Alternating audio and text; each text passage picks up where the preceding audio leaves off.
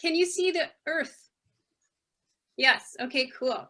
So these slides, the next slides, you can choose to use them or not, or as usual, to sort of center on what you want to center on, but they've been chosen to show us why we need to act and where we can act. So this one shows that in Canada, look at that big red mark.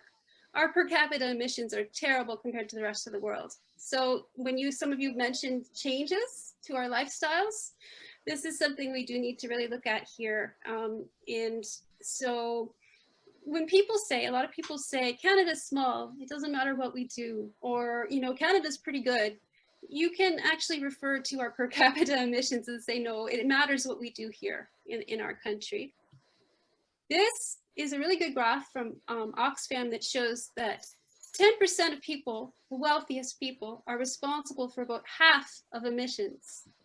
And it also ties in that a select group of billionaires are going to fight tooth and nail to maintain the status quo because they're the ones who benefit. And they're usually connected with fossil fuel wealth. So what this shows to me is that we have to do something about both climate justice and racial justice, and also connected with fossil fuel. Like we have to really, Canada is very much dependent, as we know, on and wanting to build pipelines. So that is a focus in Canada that I think is important. So you can emphasize that if you want. Moving on a little more quickly then, again in Canada, we see oil and gas industry is the most emissions. So it's something that we need to come together to work on, is getting Canada to change direction on that. And there we go again. We see Canada is going to be responsible for development, so much development compared to the rest of the world in the next few years if we go ahead with all our infrastructure.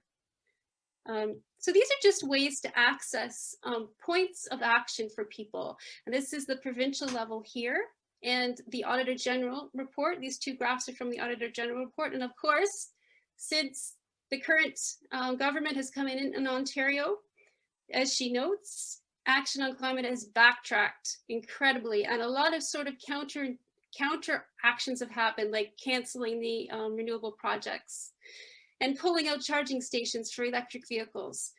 The Auditor General actually shows that that has made a tremendous difference already in our backstepping on the provincial level. So these slides, I wouldn't necessarily spend an awful lot of time on them, but they're ways for people to figure out where they can take action and where the solutions are needed.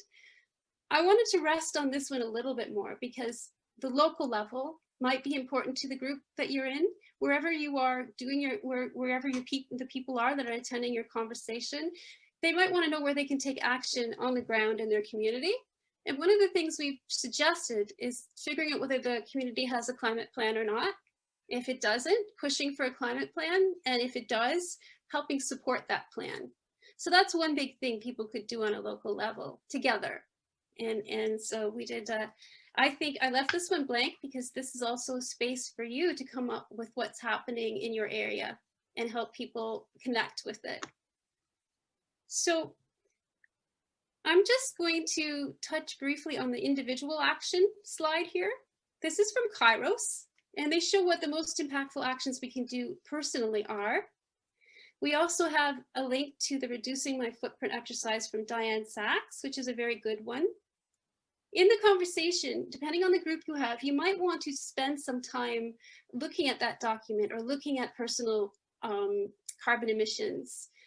Or you might decide that you don't want to spend a lot of time on it. So it depends on your group.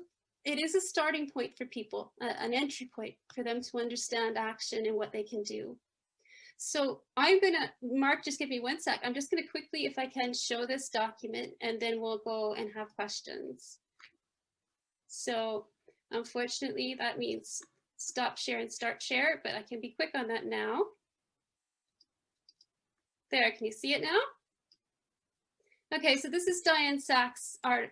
So she shows where our emissions come from and what we can do about them. She has the best options, medium level options, and the worst options, driving a pickup truck, for example. So, and the best option is not driving at all. So you can see what you can do and where our emissions come from on an individual level.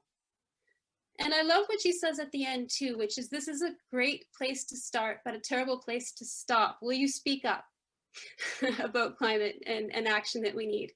I just wanted to say, if that, the one from Kairos that you had up for a minute there, I find it interesting because people often mention recycling. It's something that, it's an environmental action law people are very familiar with and think it's really good and helpful. And it is good to do it, but you'll see that it doesn't save very much in terms of our emissions. So I think it's a useful discussion for people to think about it. And part of the reason we do this footprint piece is also to look at the amount you save. If our footprint is somewhere between 15 and 20 tons per year on average for per capita, which showed on some of our previous slides, then it reducing by one, or half or a quarter of a ton is not really making a significant difference. So the point is that while we can reduce our emissions, and that's useful to do, we really require collective action and government action, policy changes, in order to actually get significant decreases in emissions that we really need, the big cuts that we need, which is about 7.5% per year for this whole decade. That's from the International Panel on Climate Change, Intergovernmental Panel on Climate Change. So we do this partly to look at, well, what can we do as individuals, and also what more do we have to do? So that leads into this exercise, I think.